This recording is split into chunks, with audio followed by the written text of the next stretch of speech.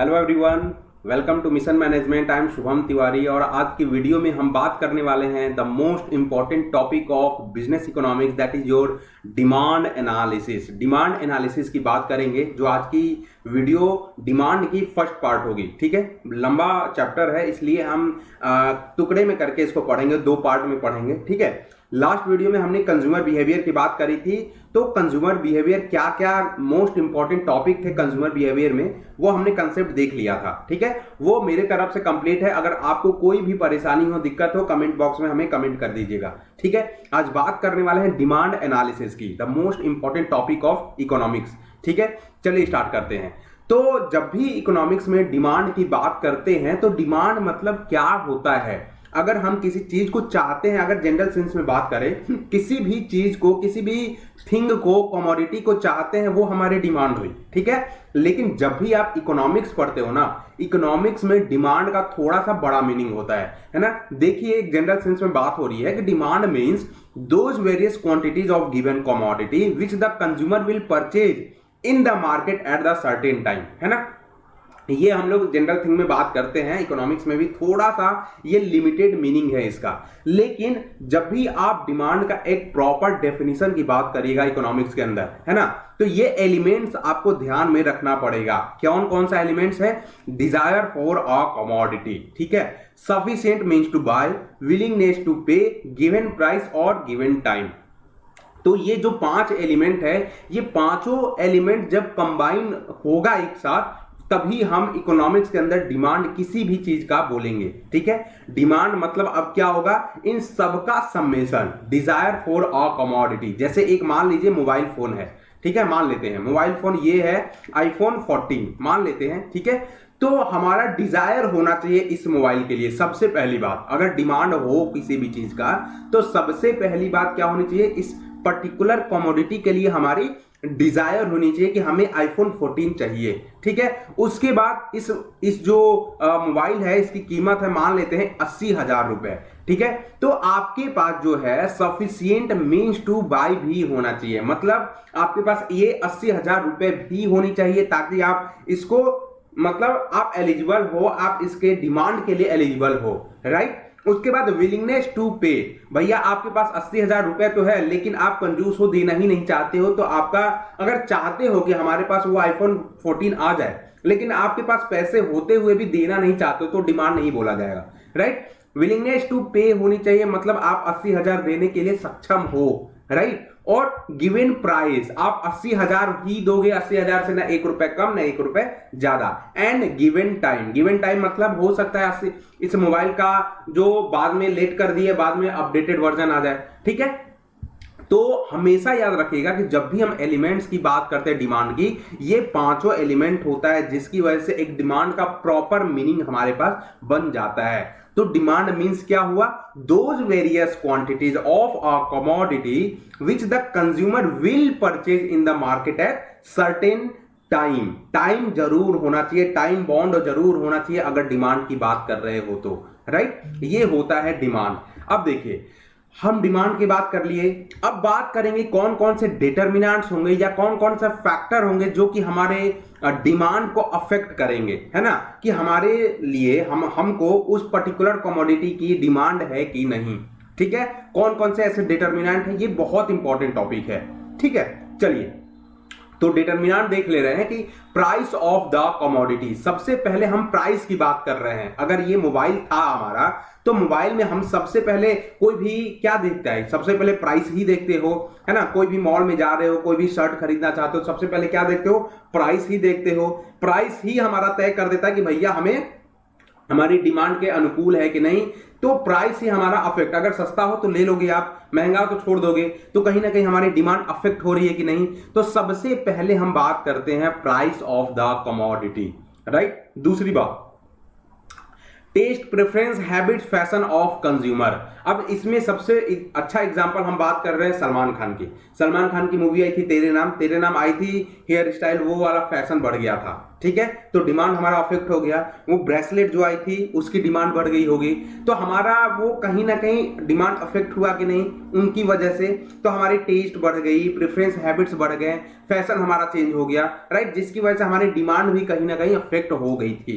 ठीक है, change in monetary income की बात कर लीजिए। जब भी चेंज इन मॉनेटरी इनकम की बात कर रहे हो तो मॉनेटरी इनकम में क्या बोलोगे, एक नॉर्मल गुड्स की बात करोगे, इंफीरियर गुड्स की बात करोगे, हम बाद में बात करेंगे उसकी। अभी बस आपको ये समझना है कि मॉनेटरी इनकम क्या हुआ। अगर आप इंक्रीज हो गया आपका इनकम, है ना, पहले 50 रुपए था, अब 100 रुपए हो गई आपकी इनकम, तो अब आप ज्यादा चीजें कंज्यूम करिएगा।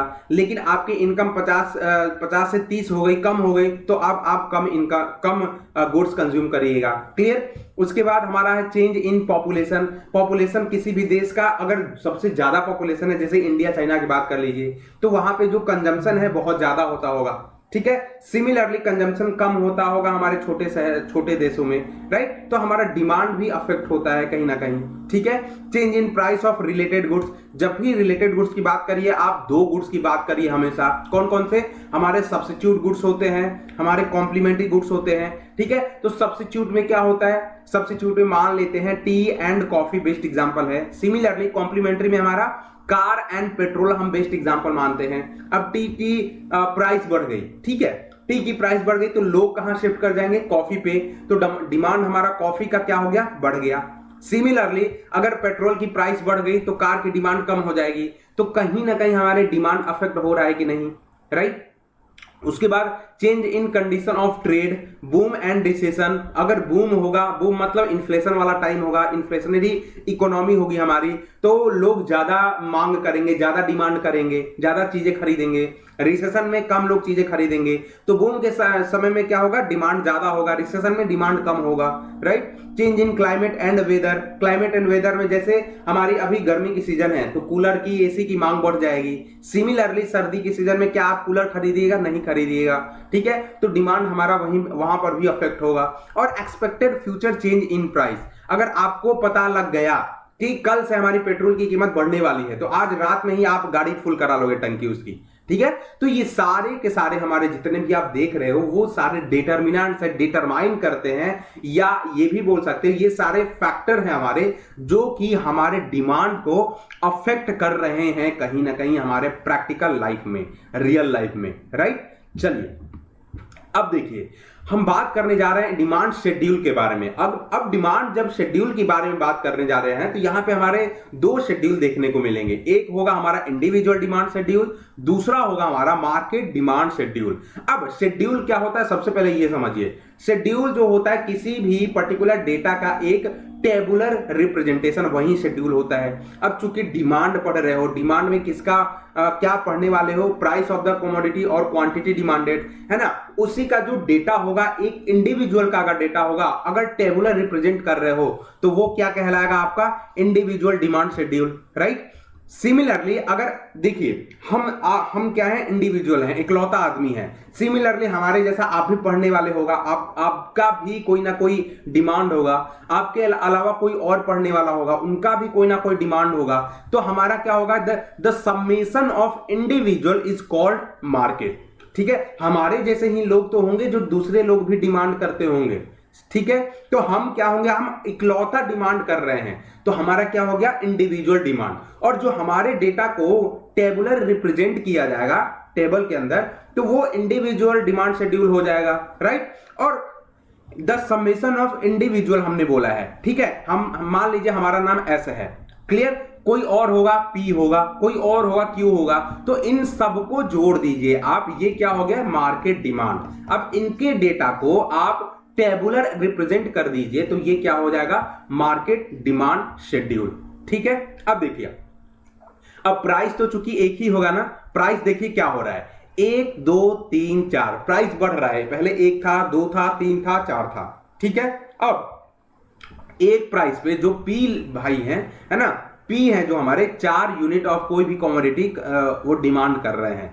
सिमिलरली जब प्राइस 2 हुआ तो वो उनकी क्वांटिटी डिमांडेड जो थी वो कम हो गई, सिमिलरली और कम हो गई और कम हो गई, क्लियर।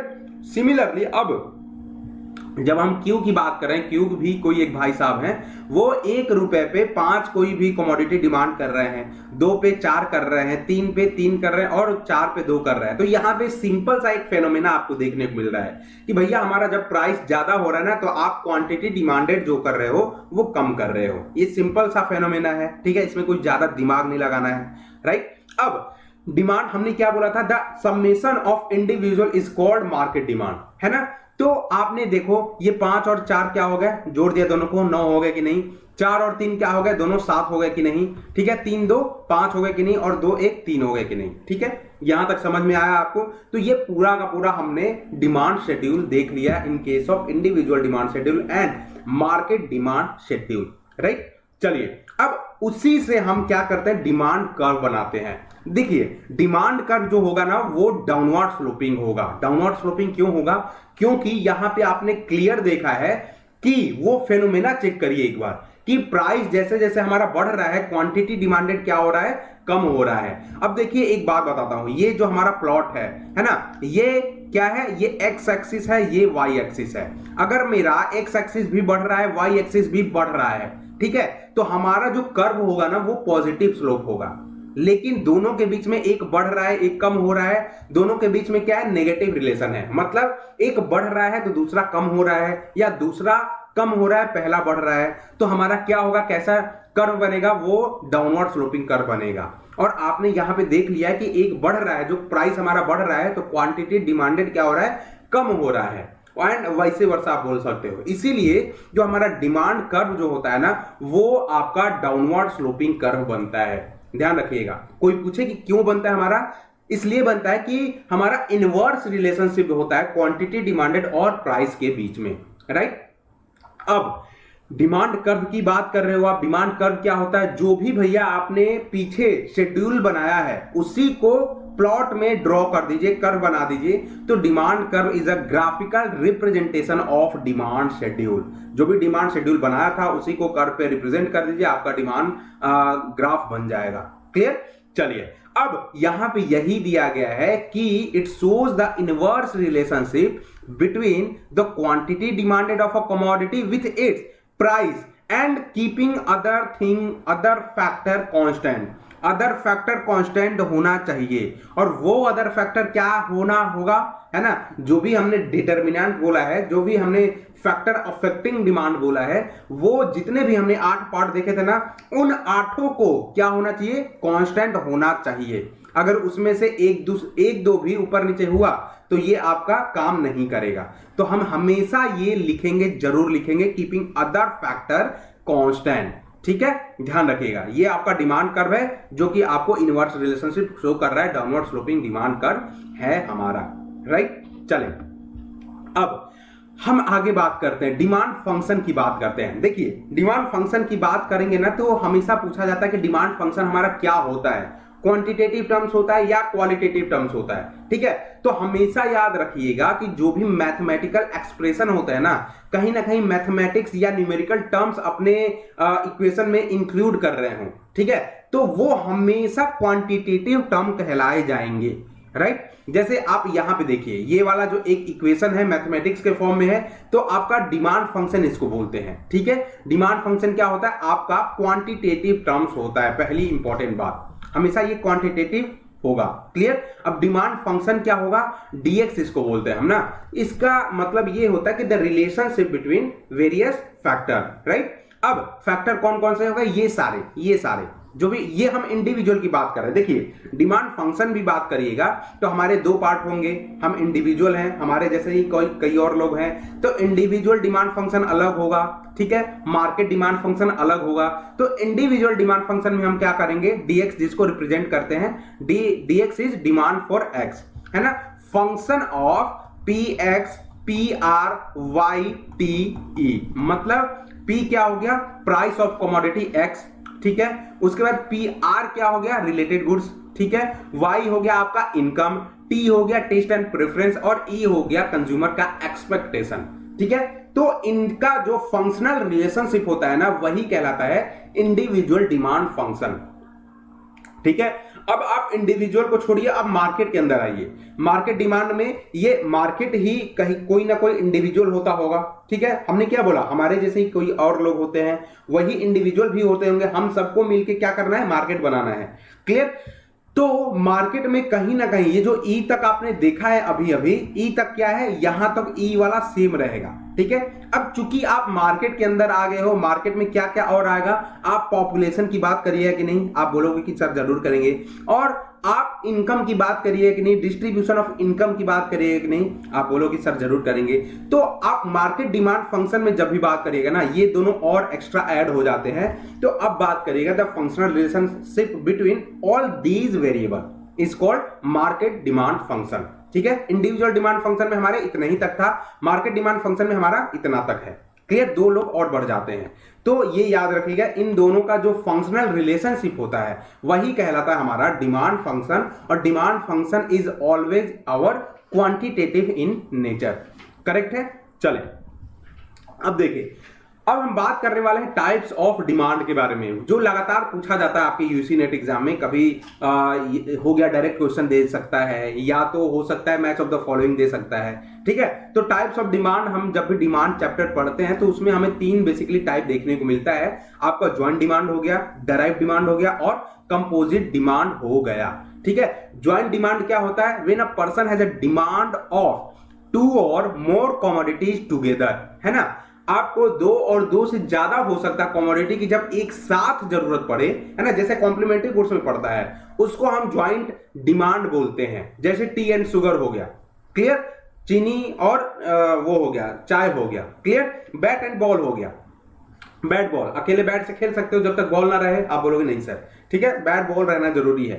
तो इसको हम क्या बोलते हैं, आप बोलिएगा sir joint demand. Clear.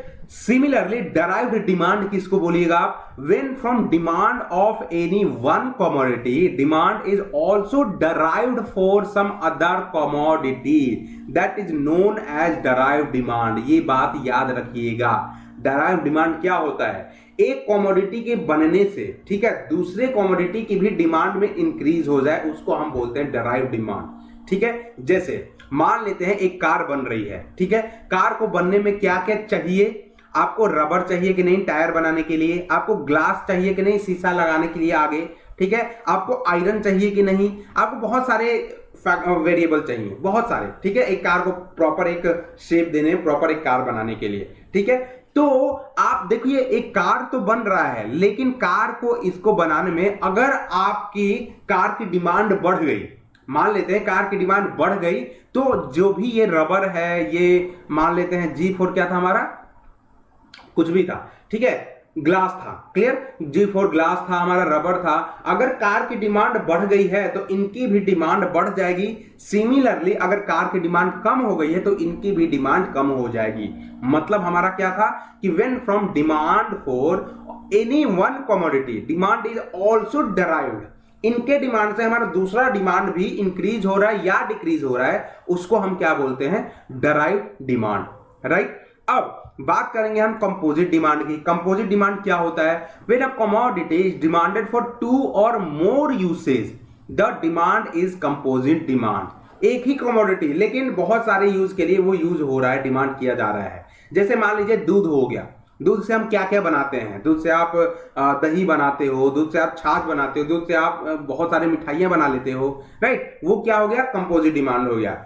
Electricity मान लीजिए, इलेक्ट्रिसिटी से क्या कर रहे हो आप, लाइटनिंग के लिए यूज कर रहे हो, एनर्जी यूज कर रहे हो, फ्यूल के लिए यूज कर रहे हो, मोबाइल चार्ज के लिए यूज कर रहे हो, वॉशिंग मशीन लाइट से चला रहे हो, ठीक है। ये सारे के सारे आपके क्या हो गए, कंपोजिट डिमांड, ठीक है। इतनी बातें क्लियर हैं। चल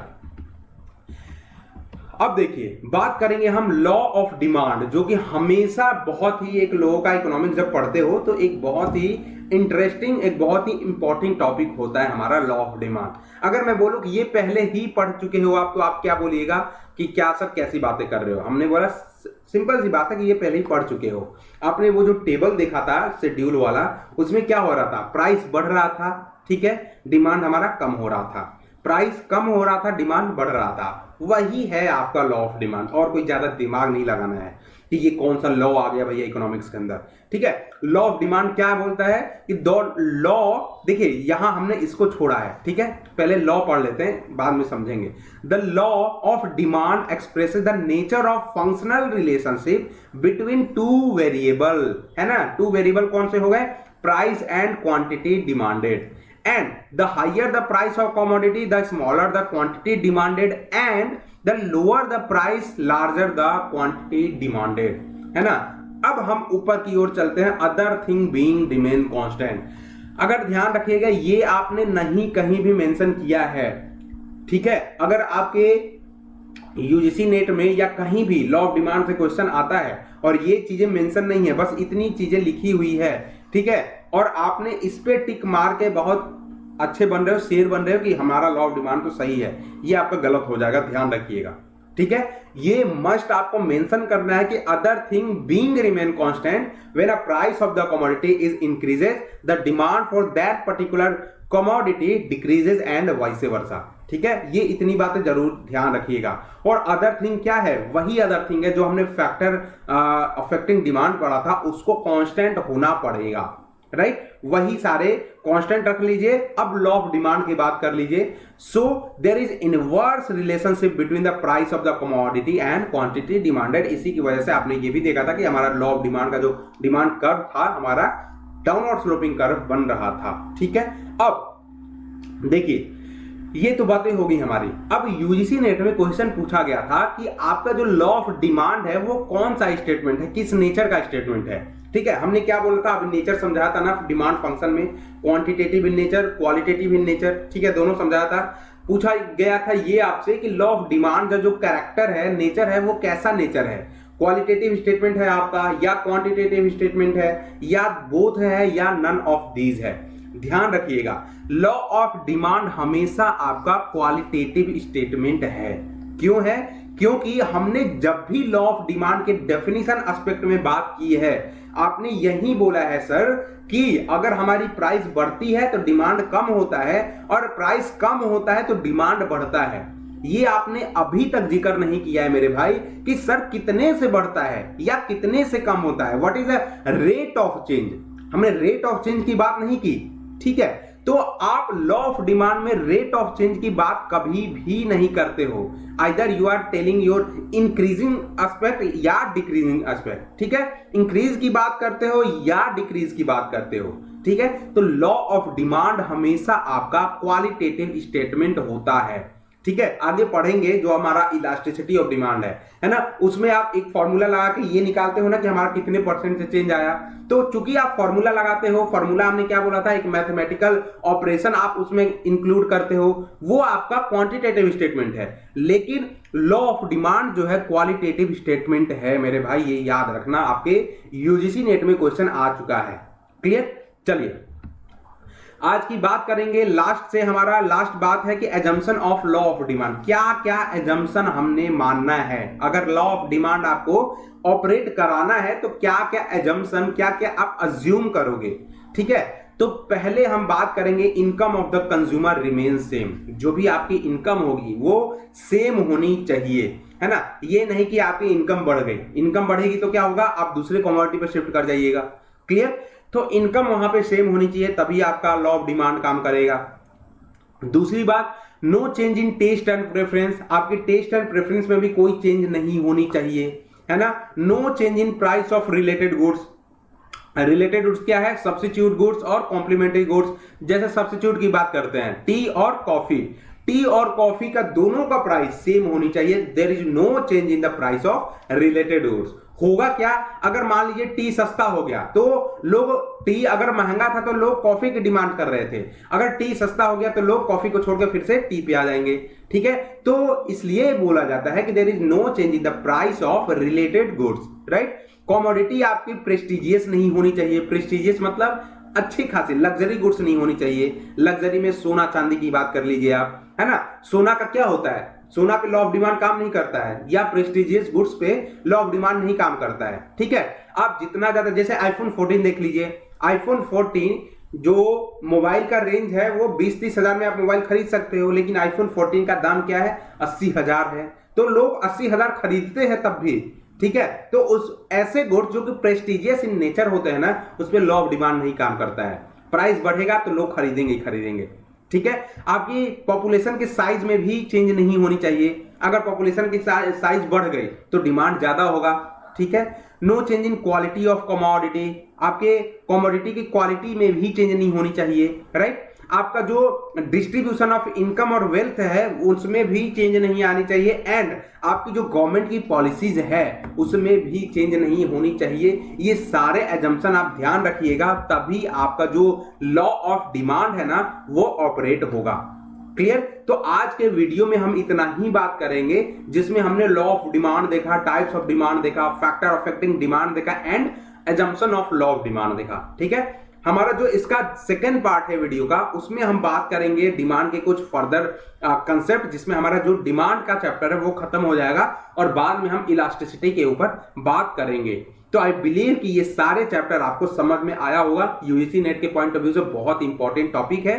तो आज के लिए इतना ही। प्लीज चैनल को सब्सक्राइब कर दीजिएगा। Thank you very much.